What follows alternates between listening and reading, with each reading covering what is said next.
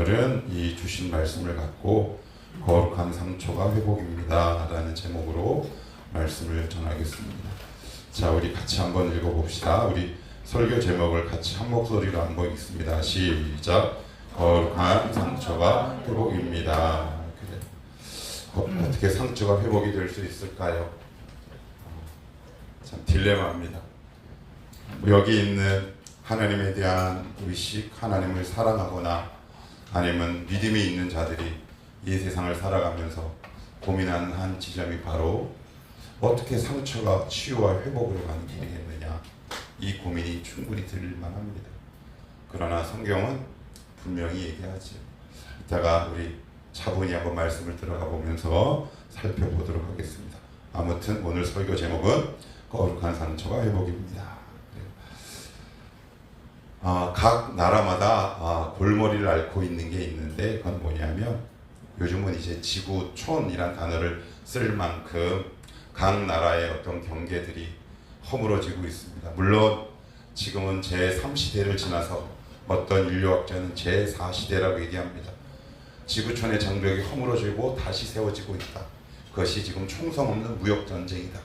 뭐 그런 이야기를 하는데, 각 나라마다 해외에서 유입된 외래 생태계 교란종 때문에 굉장히 골머리를 앓고 있습니다. 우리나라도 똑같죠, 그죠? 여러분 혹시 생각나는 외래종 뭐가 있으세요? 딱 보면 황소, 개구리, 뉴트리아.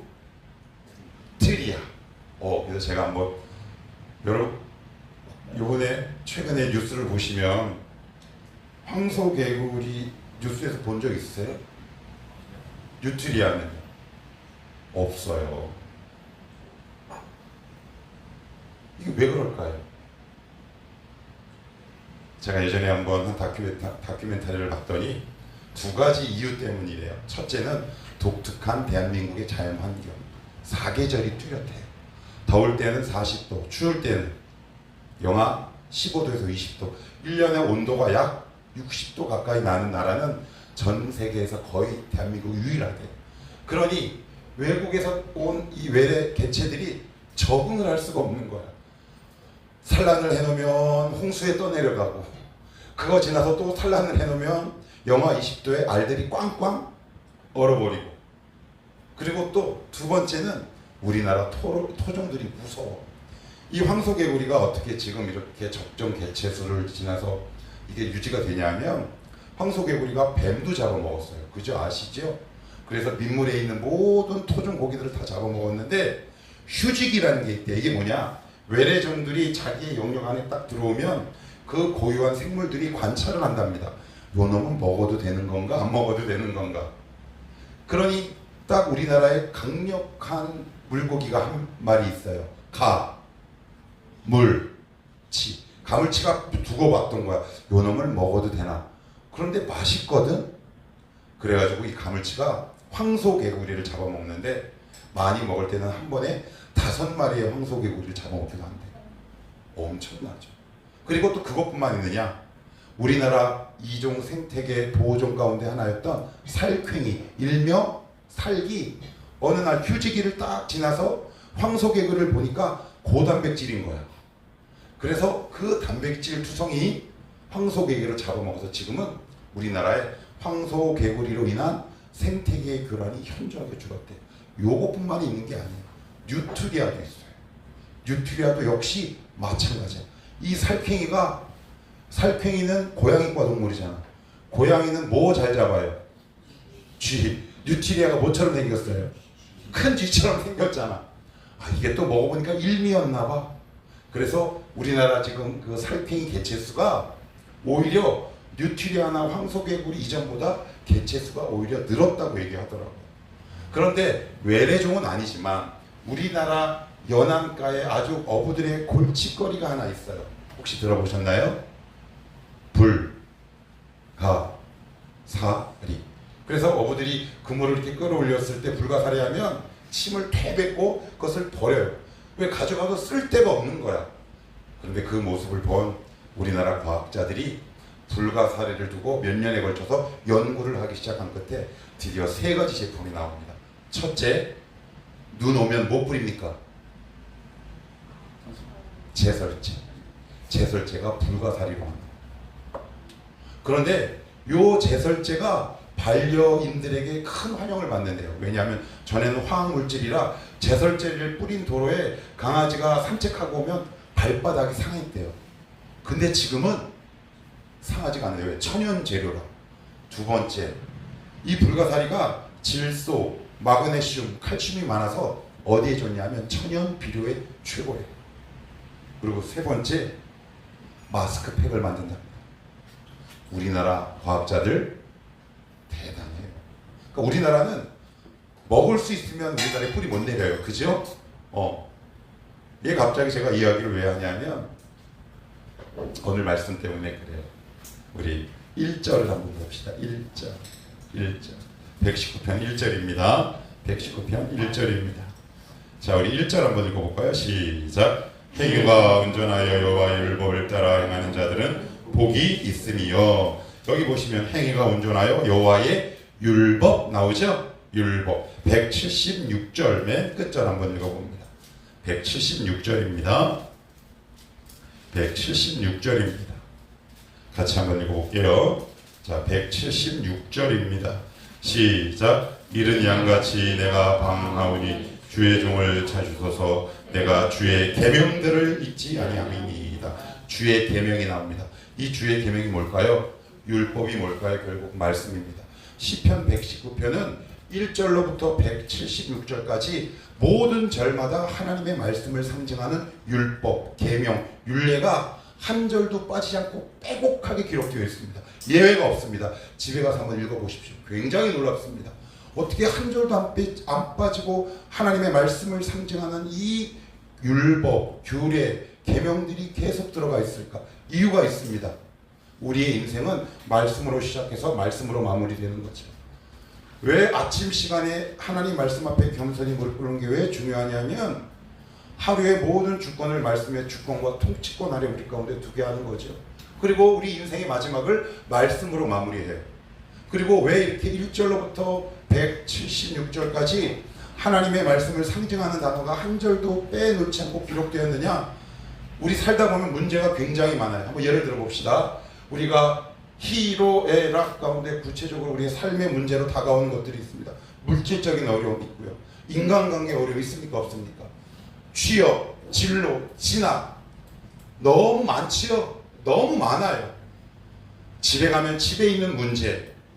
그런데 왜 시편 119편 각 절마다 하나님의 말씀을 상징하는 단어들이 빼놓지 않고 기록됐냐면 하나님의 말씀은 우리 삶의 모든 문제를 담고 있다는 의미를 포함하고 있는 겁니다. 여러분 꼭 기억하셔야 합니다. 하나님의 말씀이 품지 못한 나의 삶의 문제는 없다. 그래서 어제 제가 제자올 때 그런 얘기했습니다. 우리 기억나나? 희수? 하나님을 모르는 것은 크게 얘기해 줘. 말씀을 모르는 그렇게 자신 없게 얘기해. 의미나 또 하나 하나님 사랑은 제가 이 이야기 왜냐면 우리는 하나님이 이 문제를 해결해 주세요라고 열심히 기도합니다. 그런데 정작 우리의 본질적인 문제는 뭐냐면 말씀에 대한 실력이 현저히 부족하다는 겁니다. 그래서 내가 믿는 하나님이 어떤 하나님인지 전혀 인식이 아예 없어요. 그리고 나서 문제가 생기면 왜 안 해결해 주냐고 얘기합니다. 그런데 성경은 오늘 뭐라고 얘기하느냐? 내가 능력이 없어서 너희의 삶의 문제를 품지 못하는 게 아니라 네가 말씀을 모르기 때문이야 라고 오늘 성경은 1절부터 176절까지 우리에게 선포하고 있는 겁니다. 만약 여러분들이 지금 최근에 삶의 문제 때문에 고민하거나 되게 절망하거나 힘들 상황이 있었을 때 그 말씀 앞에 혹시 여러분들의 상황을 이렇게 딱 갖다 대본 경험이 혹시 있으십니까? 근데 우리는 별로 없어요. 왜요? 훈련되지 않았거든요. 두 번째, 말씀을 잘 모르거든요. 그러니 이 문제를 어떤 말씀을 통해 어떻게 풀어가야 할지 내 안에 말씀의 실력이 너무 부족한 거예요.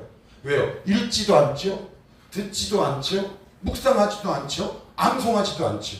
그러니 이 허벌판 광야에 발가벗고 이 세상 안으로 막 들어가는 겁니다. 그러니 이 세상의 그 날카로운 상처에 우리 온 영혼과 몸은 상처투성이죠. 한번 잘 곰곰이 생각해 보십시오. 그리고 조금 말씀을 아는 사람들은 어떻게 생각하느냐? 에이, 말씀이 이것까지는 해결할 수 없을 거야 라고 의문을 제기합니다. 여기 서 있는 저도 제 안에 큰 성을 이렇게 세워둡니다. 사람마다 다 있습니다. 성들을 이렇게 딱 세워두고 여기는 말씀의 영역이 아니야 라고 생각을 하는 거죠.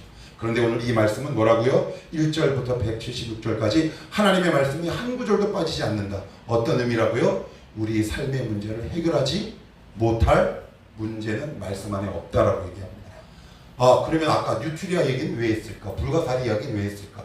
아까 그 불가사리를 대한민국 과학자들이 뭐 했다고 그랬나요? 연구했죠. 여러분, 불가사리는 연구하지 않았으면 버려야 될 겁니다. 말씀을 연구하지 않으면 여러분 앞에 오늘 이 목사가 선포되는 말씀은 내가 버려도 좋은 말씀이 되는 겁니다. 그런데 그 말씀을 이거 뭐지?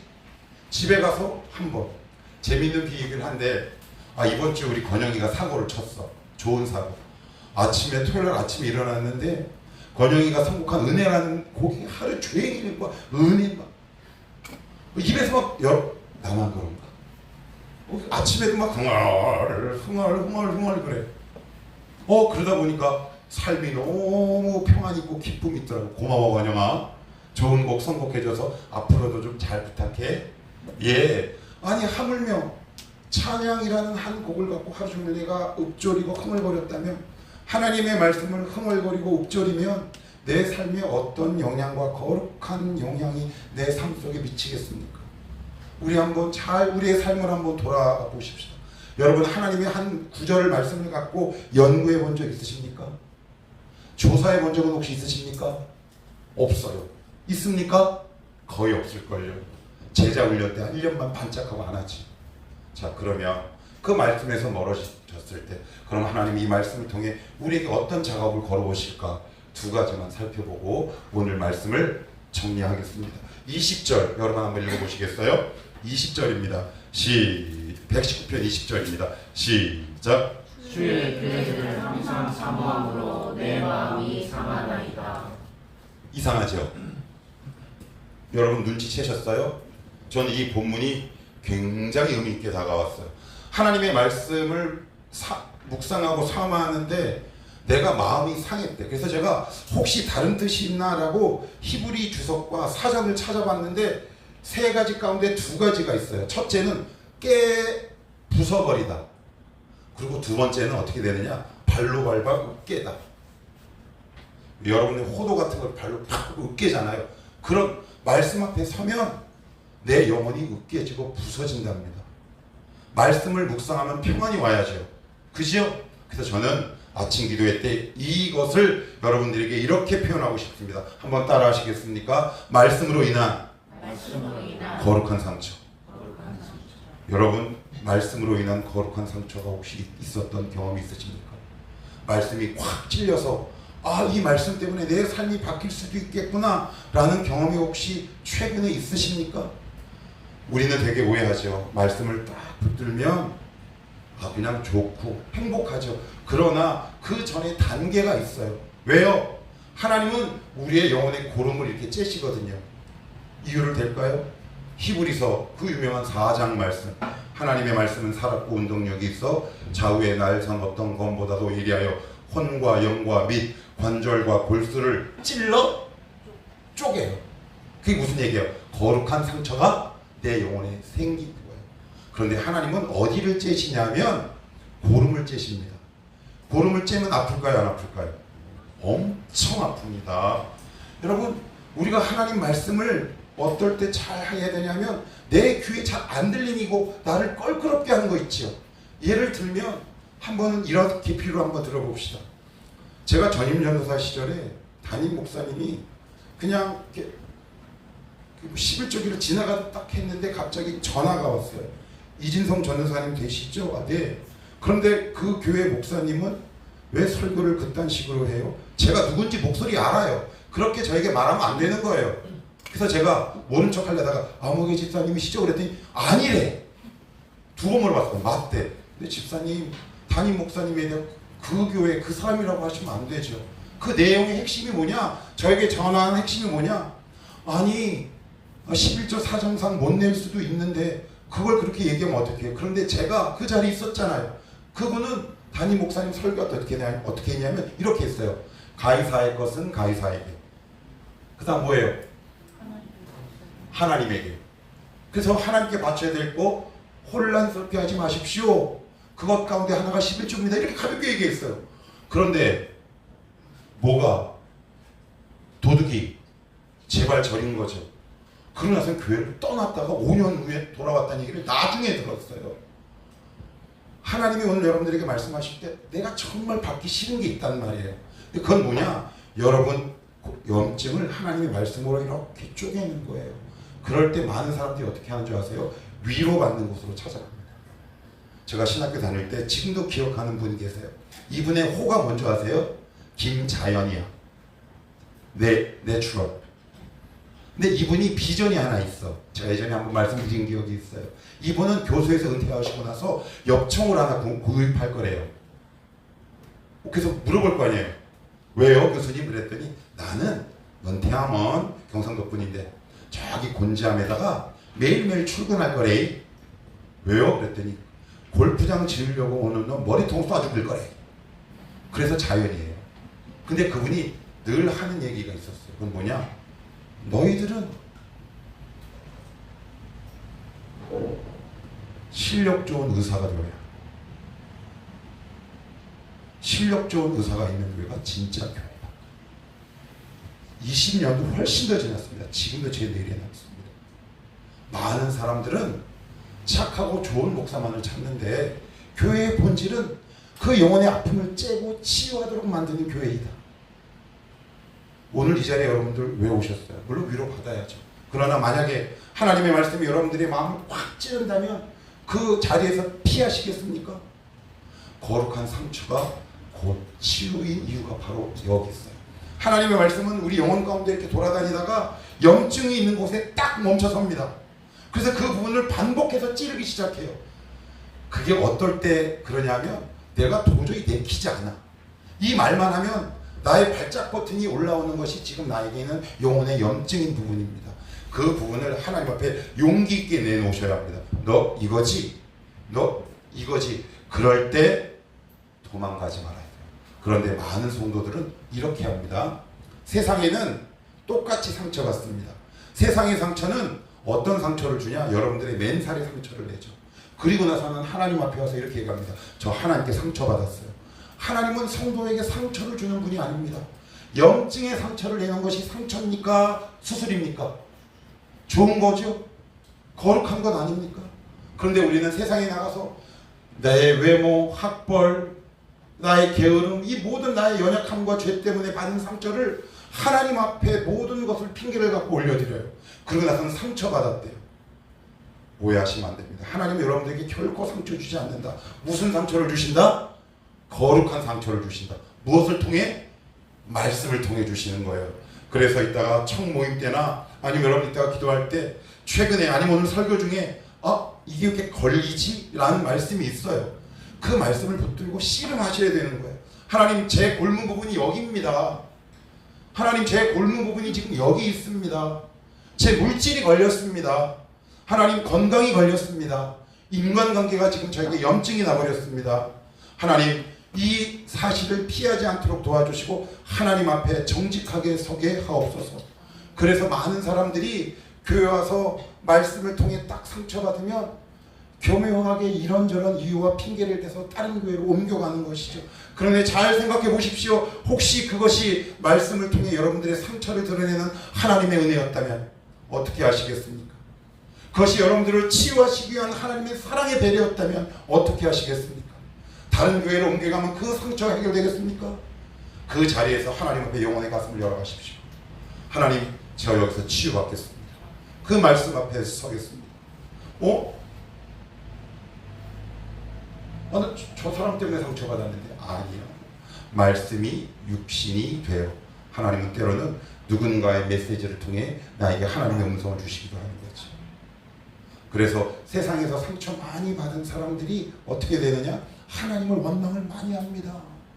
그러나서 하나님을 원망해요.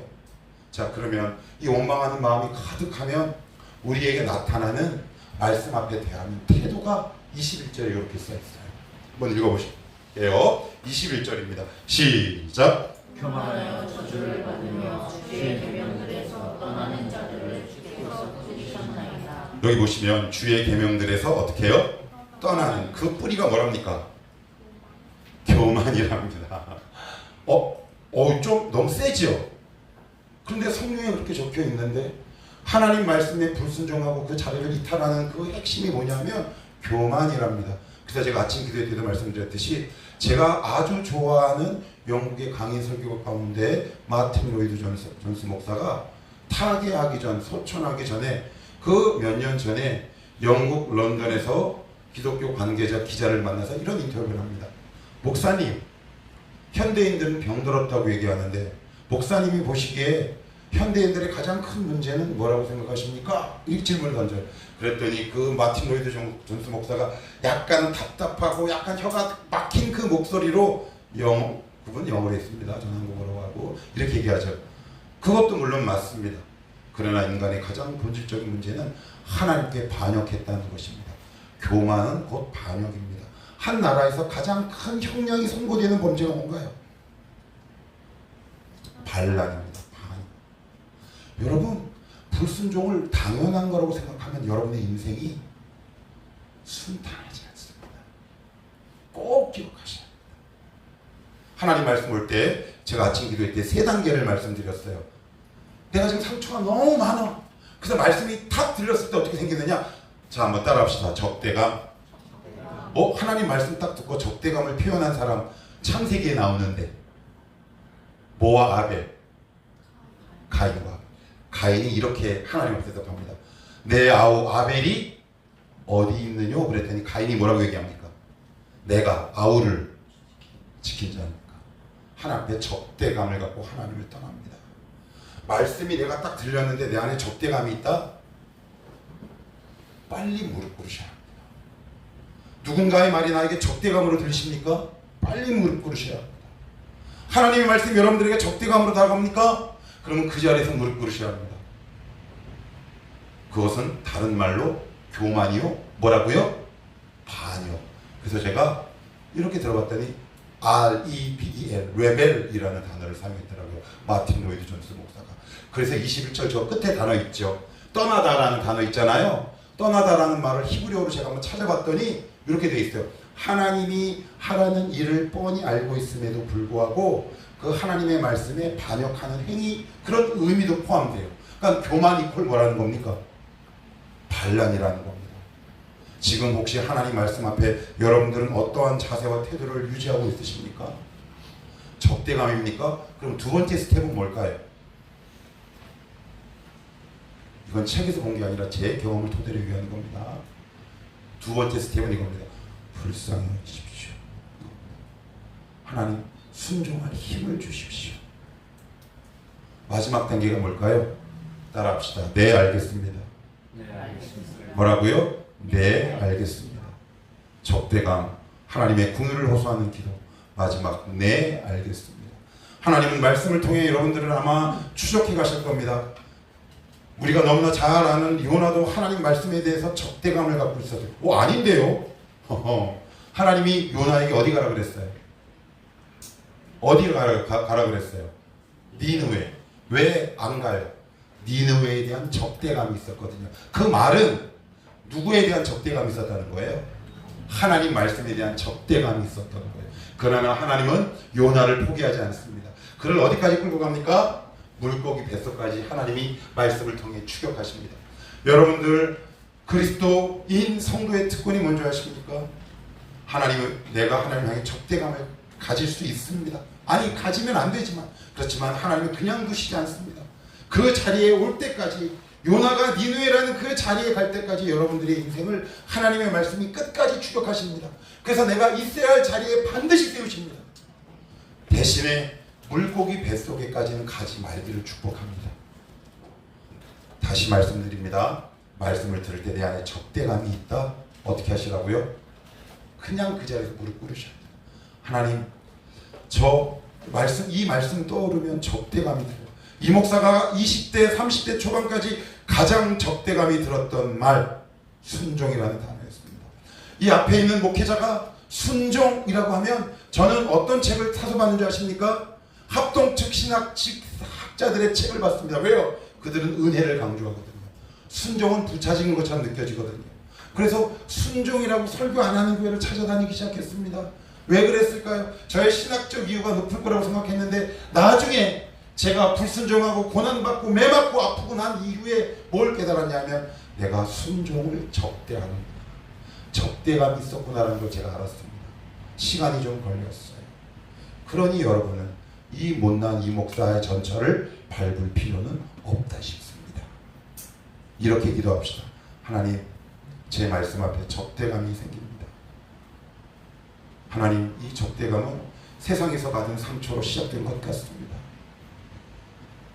아니, 뭐 고부간이나 아니면 친인척 형제들 자매한테 받은 상처를 왜 하나님께 받았다고 얘기하는데 이해가 잘 안 돼. 그거 우리의 욕심 때문에 받은 거 아닙니까? 우리의 미성숙 때문에 받은 거 아닌가요? 그런데 왜 그것을 하나님과 등치시킵니까? 그렇지 않다. 최근에 어떤 음성이 들리셨습니까? 어떤 말씀이 들리셨습니까? 이제 말씀을 정리하겠습니다. 24절 읽고 이 말씀을 내줍시다. 24절 시작. 주의 증거들은 나의 즐거움이요 나의 충고자이다. 그래요. 아까는 무슨 감이 생겼다 그랬어요? 적대감. 그 단계를 다 지나셔야죠. 그래서 때로는 사람의 말, 여러분 그런 경험 아시죠? 제가 얼마 전에, 제가 원래 간증 동영상을 잘 보진 않는데 어느 70대 할머니의 간증을 5분짜리로 짧게 본 적이 있어요. 이거 너무 멋있더라고요. 왜 70 중반의 할머니가 강대상에 탁 올라와서 하는데 그분이 예수를 되게 늦게 믿으셨어요. 그래가지고 그런데 옛날 시어머니들 얼마나 힘들어요.